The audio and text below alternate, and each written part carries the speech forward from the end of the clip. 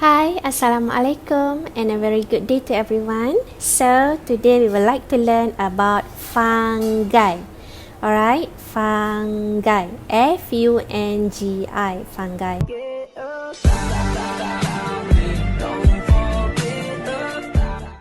So, if you have a textbook, alright, with you or digital textbook, you can turn to page 6 and 7. So now we go to the first part of the fungi, which is you need to learn about size of the fungi.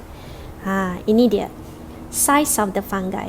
Okay, teacher nak explain about size of the fungi. First one, you kena tahu fungi ada two types. In terms of size lah, okay. In terms of size, kita ada two types. Satu is a microscopic. Bila we talk about microscopic, maksudnya micro, kecil, tak nampak. So, fungi itu bersifat micro, bersifat tak nampak, yang sangat kecil, very small and tiny. Lagi satu is about macroscopic, makro. Macroscopic ni adalah fungi yang kita nampak dengan mata kasar kita. We can see with our eyes. Contohnya apa? Mushroom, kulat kan? Okay. So, now. Alright. So, inilah mostly kita dapat jumpa. This mushroom is a macroscopic. Alright, so yeast is a microscopic. Kemudian kita ada muco. Muco ni sebenarnya adalah mikroskopik. Kita nak tengok muco tu, we need to use a microscope. Tetapi disebabkan muco, dia normally exists in colonies. Colonies ni maksudnya community, duduk ramai-ramai. Sebab itulah kita dapati kita boleh tengok muco tu, kita boleh nampak muco di atas permukaan roti. Alright, tapi kalau kita nak tengok one muco, memang definitely we need to use a microscope. Alright, now we go to the second characteristics of fungi, which is dari segi shape. Alright, shape, ingat fungi tadi dia ada microscopic and microscopic. For shape pula ada beza untuk unicellular fungi and multicellular fungi. Unicellular fungi, kita ambil contoh yeast kat sini. Shape dia is a bit spherical, berbentuk bulat-bulat. Dan kalau you tengok karakteristik cell dia kat sini, the diagram of the cell, sebenarnya dia macam looks like a plant cell.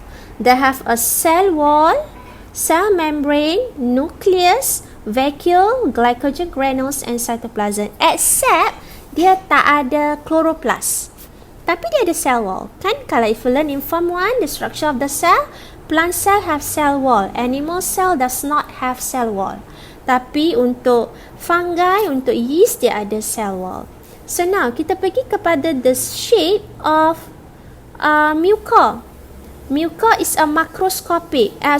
Muco is a microscopic, tak nampak. Tapi since muco dia exist in colonies, sebab tu kita boleh nampak dia kan.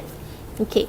So kalau kita enlarge dia bawah microscope, you can see, alright, muco ni dia ada satu hyphae.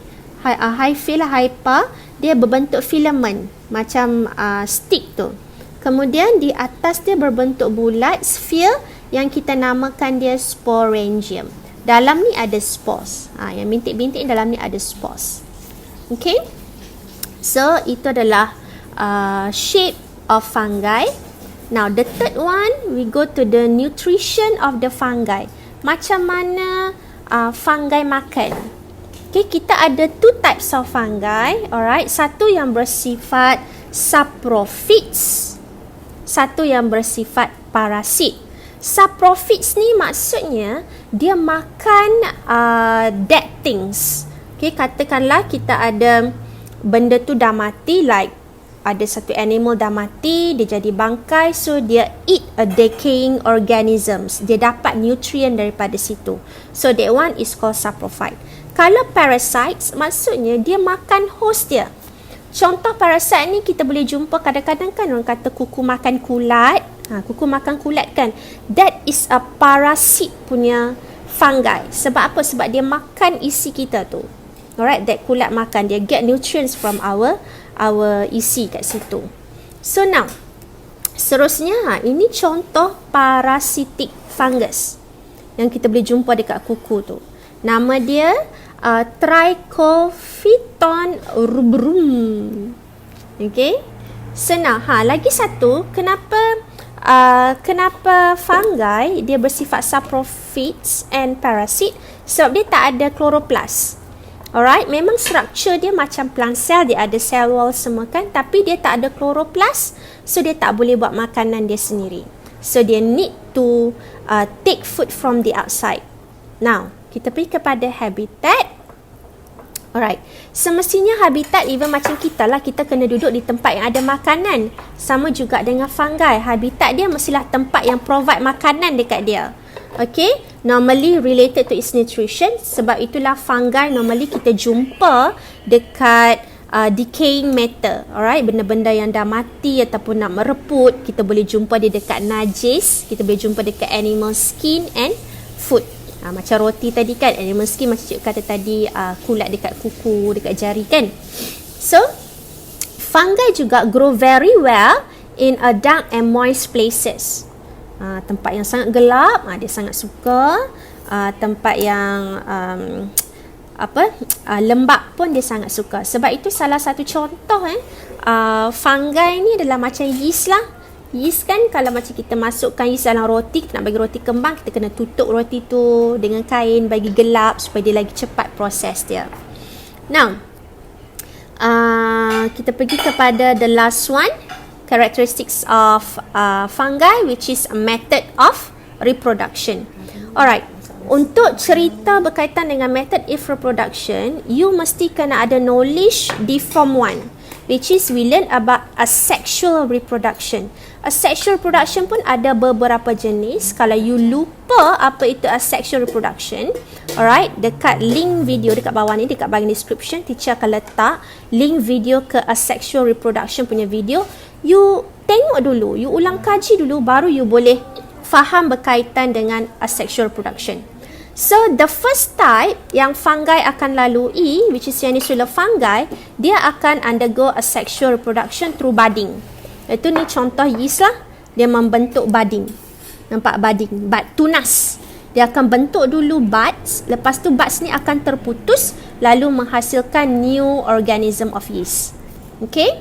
Kemudian, kita ada juga multicellular fungi, macam mucor tadi tu, di atas roti tu, dia bersifat sexually. Dia bersifat sexually, alright, dengan menggunakan spore form, dia bersifat sexually and asexual. Kalau asexual, dia menggunakan spore dia. Okay, tadi kan ada sporangium, spore duduk dalam sporangium. Spore ni dia bersifat ringan.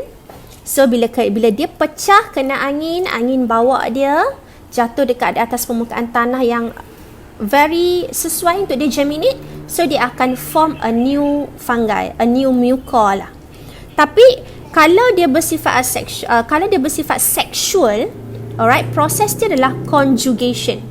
Conjugation proses ni adalah proses sexual of the mucor, di mana dia akan buat this process, which is the meeting of the hyphae. The meeting of the hyphae, di mana filament-filament ni akan meet, kemudian akan membentuk gamete. Gamete tu akan fuse, betul-betul macam sexual lah. Berlaku fertilization, alright, seterusnya akan membentuk mucor yang baru. This is a conjugation process, alright, dengan lebih detail. First, the meeting of the hyphae, kemudian formation of the gamete, formation of zygote, formation of zygospore, and then maturing of zygospore, germination of zygospore, sampailah dia jadi satu mucor yang baru. Okay, so that's it. A very simple explanation about fungi. Alright, jangan lupa untuk tengok dekat bahagian description button. Alright, cikgu akan letak link video ke asexual yang sebelum ni. So, itu saja untuk hari ini. Bye. Assalamualaikum. Salam sejahtera.